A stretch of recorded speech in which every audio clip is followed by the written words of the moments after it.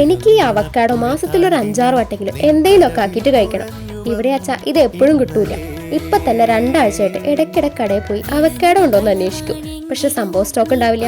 അങ്ങനെ തേടി തേടി ആളെ കിട്ടിയിട്ടുണ്ട്. ഇവന് വെച്ചൊരു ബ്രേക്ക്ഫാസ്റ്റ് ഉണ്ടാക്കാം ഇന്ന്.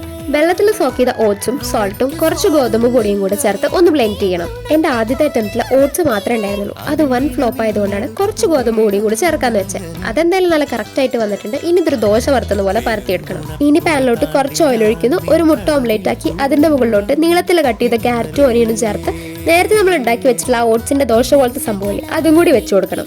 ഇനി ഒരു ഭംഗിക്ക് വേണ്ടിയിട്ട് പുറത്തോട്ട് നിൽക്കുന്ന ആ ഓംലെറ്റിന്റെ സൈഡുകളൊക്കെ ഒന്ന് മടക്കി വെച്ചു കൊടുക്കാം. ഇനി ചില്ലി ഫ്ലേക്സ് ചേർത്ത് മാഷ് ചെയ്ത അവക്കാഡോ ഒന്ന് സ്പ്രെഡ് ചെയ്ത് കൊടുക്കണം.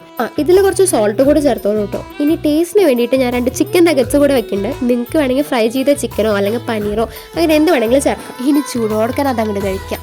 എനിക്ക് എന്തെല്ലാം സംഭവം ഇഷ്ടമായി. അപ്പോൾ അടുത്ത വീഡിയോയിൽ കാണാം.